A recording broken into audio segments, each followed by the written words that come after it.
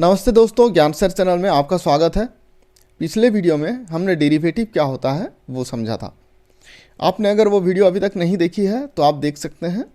जैसे कि हम जान चुके हैं कि फ्यूचर्स, फॉरवर्ड, ऑप्शंस और स्वैप्स ये 4 तरह के डेरिवेटिव्स होते हैं और स्टॉक मार्केट में फ्यूचर्स और ऑप्शंस ही यूज होते हैं। आज हम फ्यूचर्स के बारे में और ज़्यादा डिटेल में जानने की कोशिश करेंगे ताकि आपका सारा डाउट्स फ्यूचर्स को लेके क्लियर हो जाए। इससे पहले कि हम वीडियो में आगे बढ़ें, आपको बता दूं कि हेजिंग के बारे में अगर आपको डिटेल में जानना है, इसका प्रैक्टिकल एस्पेक्ट को सीखना है या स्टॉक मार्केट में आपको फाइनेंशियल लॉस को मिनिमाइज करना है तो आप हेजिंग टूल का इस्तेमाल कर सकते हैं।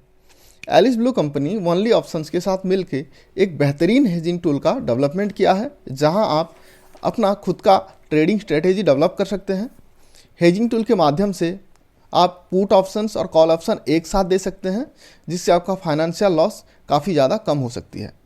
हेजिंग टूल की मदद से पहले से ही ट्रेंड को बेहतर तरीके से प्रेडिक्ट कर सकते हैं और भी कई सारे बेनिफिट्स हैं हेजिंग टूल के, जिससे आपका ट्रेडिंग काफ़ी ज़्यादा आसान हो जाता है।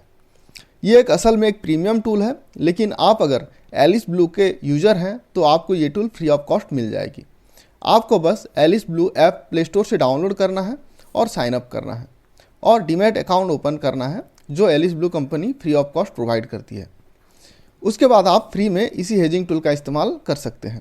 हेजिंग टूल का यूज कैसे करना है उसके लिए एक वीडियो है, जिसका लिंक मैंने डिस्क्रिप्शन बॉक्स में दे रखी है, आप जाके चेकआउट कर सकते हैं। फ्यूचर्स क्या है?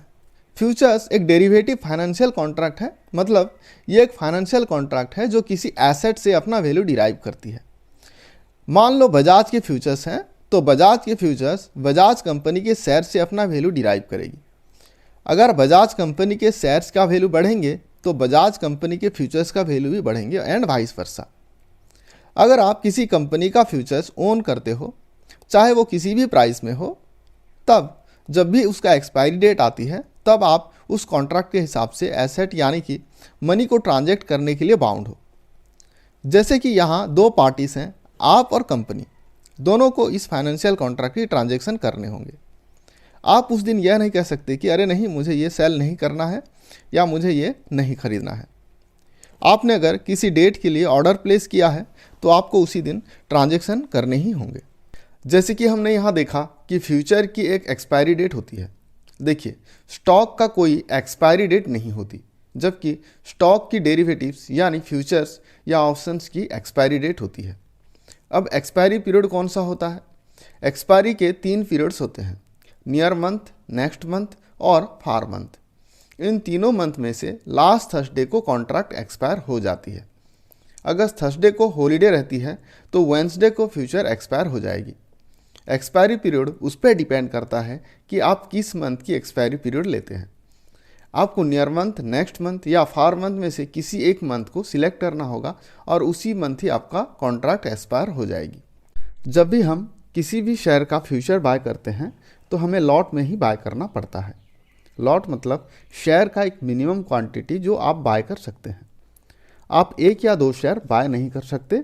अब जब भी आप शेयर खरीदते हैं फ्यूचर में तो आपको लॉट में ही खरीदना पड़ता है।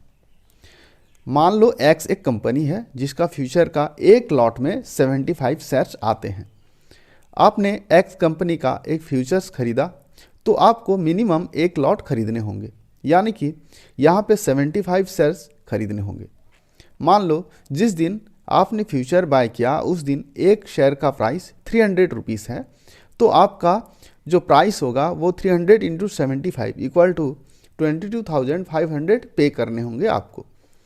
मान लो आपने जो फ्यूचर बाय किया था उसका एक्सपायरी डेट आती है और एक्सपायरी डेट में एक शेयर का प्राइस 400 रुपीज़ है, तो आपको पर शेयर के हिसाब से 400 माइनस 300 यानी कि 100 रुपीज़ का प्रॉफिट है, क्योंकि आपने 300 रुपीज़ पे बाय किया था एक शेयर और 400 रुपीज़ पे आपने सेल कर रहे हैं।